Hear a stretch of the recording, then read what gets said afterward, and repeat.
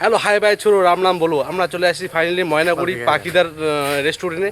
আমাদের মোটামুটি খাওয়া দাওয়া হয়ে গেল, আমরা এখন বেরিয়ে পড়লাম। চলো গাইস, একটা খুব সুন্দর প্লেস, আসো সময় করে। মানে দারুণ একটা মুমেন্ট এবং ডিম লাইট, খুব সুন্দর একটা ঘোরার প্লেস।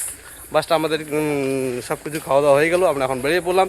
এই যে আমাদের সাথে আছে ছোট ভাই, যেটা যে কি বলে কেদারনাথ জয় করে আসছে, ঠিক আছে, হ্যাঁ কেদারনাথ জয় করে আসছে, ঠিক আছে। ও সাইকেল চলে, ঠিক আছে। আমরা উত্তরবঙ্গবাসী সকলেই একে চিনি ভাইকে। হ্যাঁ, এই ভাইয়ের সাথে আমি আসছি আজকে পাখিদার হোটেল।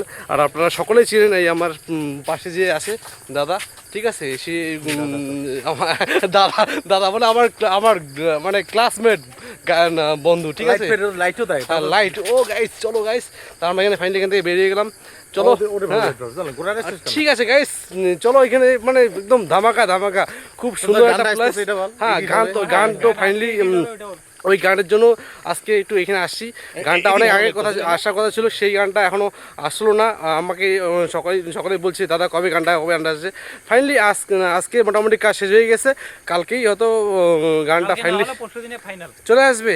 আচ্ছা চলো, তো এই যে আমাদের এই পাশে যে জায়গাটা ময়নাগুড়ি, ঠিক আছে, এটা আমরা সকলে চিনি উত্তরবঙ্গের মানুষ, পাখিদা, ঠিক আছে। সকলের মনের মানুষ পাখি।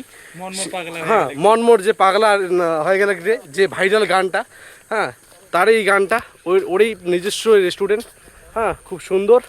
চলো গাইস, এখানে আসো, মানে একদম ফ্যামিলি নিয়ে একটু সময় কাটাও, ভালো লাগবে। চলো গাইস, আমরা এখান থেকে বেরিয়ে পড়লাম।